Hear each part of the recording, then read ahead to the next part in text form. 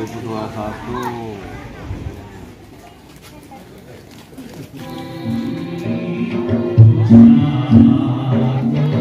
Mungkin itu Pak, langsung kami serahkan ke Mas. Ya, rekan-rekan pers.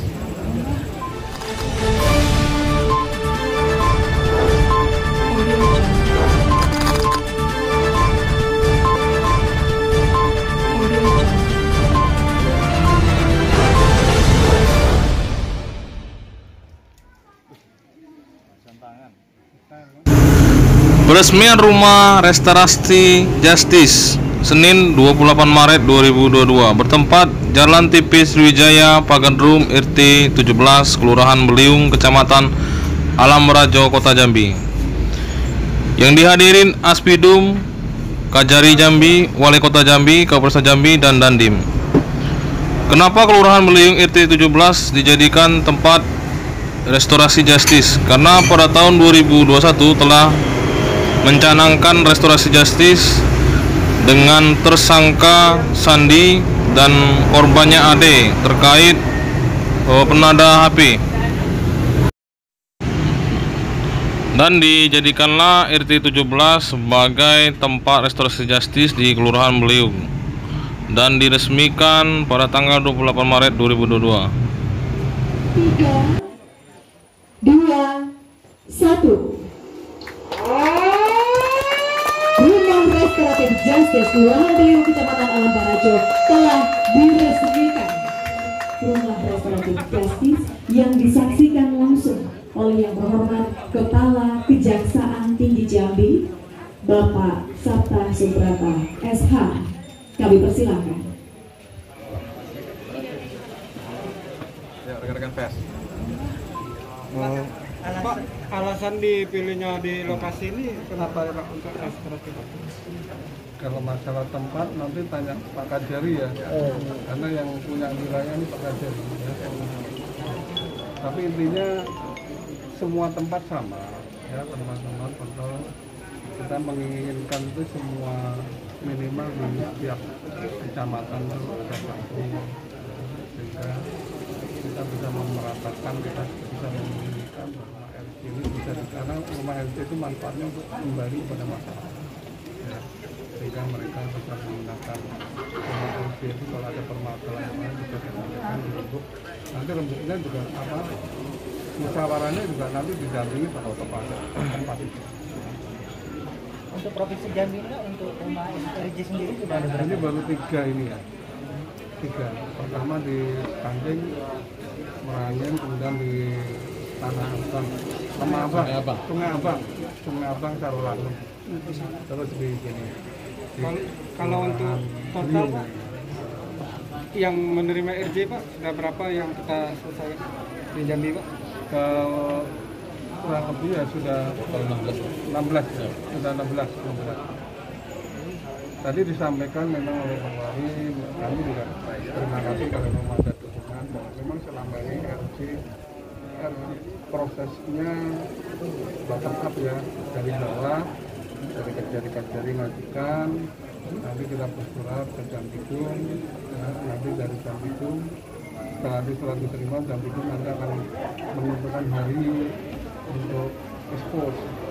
Ya, apakah alasan kriteria yang sudah disebutkan oleh Jampidum bagaimana kerja nomor 15 itu sudah terpenuhi atau tidak, baru disetujui. Setelah sudah disetujui, baru nanti kita kembali lagi ke Kajari nanti menerbitkan surat penghentian penuntutan.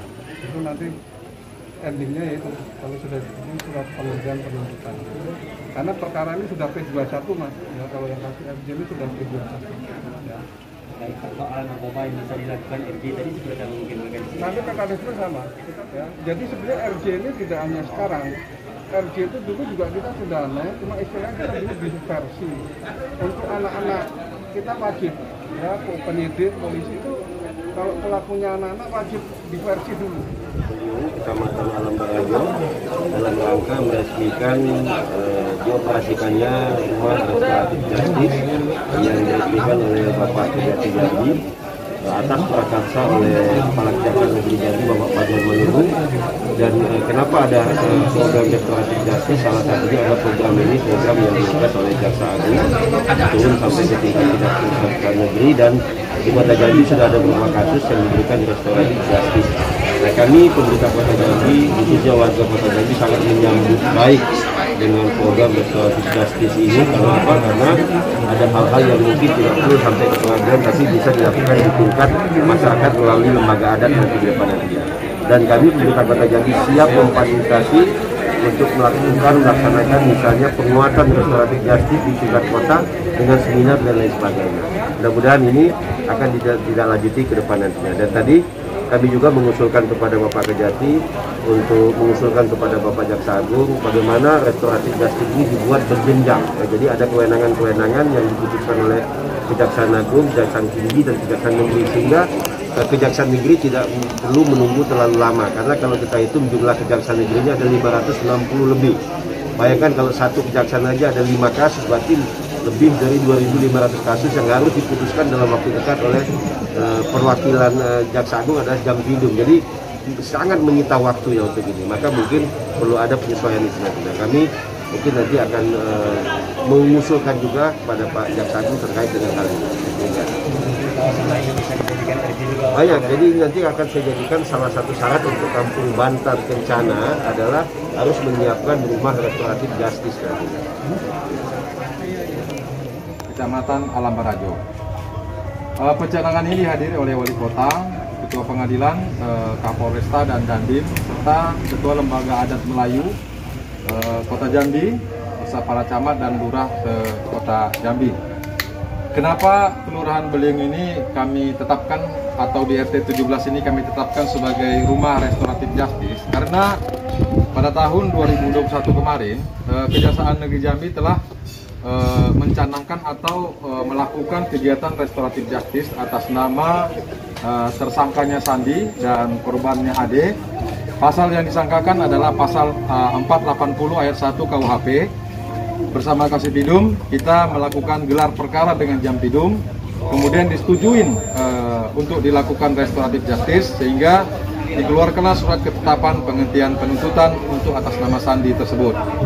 Jadi itulah latar belakang kenapa RT 17 dan Kelurahan Beliung, Kecamatan Alam Barajo kita tetapkan sebagai rumah restoratif justice. Demikian juga Lembaga Adat Melayu Kecamatan Alam Barajo dan Kota Jambi welcome menerima kita dan sependapat bahwa Lembaga Adat Melayu Kelurahan Beliung di RT 17 Kecamatan Alam Barajo siap untuk melakukan restoratif justice perkara-perkara yang menurut Peraturan Kejaksaan Republik Indonesia Nomor 15 Tahun 2020 itu bisa dilakukan restoratif justice, ya. Jadi nantinya ke depan rumah restoratif justice ini juga tidak hanya untuk penyelesaian perkara-perkara yang bisa dilakukan restoratif justice, tapi juga tempat konsultasi dari para masyarakat di RT 17 Kelurahan Beliung atau Kecamatan Alam Barajo dalam hal-hal perkara-perkara yang lain. Misalnya konsultasi tentang perkara-perkara keperdataan, perkara-perkara warisan, dan perkara-perkara lain yang sebenarnya tidak harus melalui jalur pengadilan, cukup diselesaikan melalui musyawarah, yaitu duduk seamparan, tegak sepembatan. Jadi hukum-hukum adat itu bisa kita tegakkan dalam penyelesaian perkara. Jadi tidak harus semua ke pengadilan, karena pengadilan itu adalah ultimum remedium, sebagaimana disebutkan oleh Pak Wali Kota tadi, adalah upaya terakhir dalam penyelesaian perkara-perkara kecil yang sebenarnya tidak harus naik ke pengadilan. Jadi itulah gunanya rumah restoratif justice ini, untuk bisa menampung semua permasalahan-permasalahan. Kita libatkan Babinsa, kita libatkan Babin Kamtibmas, Lurah, Camat, Ketua Lembaga Adat, dan tokoh-tokoh adat, serta Pak RT yang ada di sini. Saya berterima kasih kepada Pak RT 17, Pak Masudi, yang sudah menginspirasi dan bersedia tempatnya dijadikan tempat restoratif justice. Jadi mudah-mudahan rumah restoratif justice ini ke depan bisa bermanfaat untuk masyarakat di sini.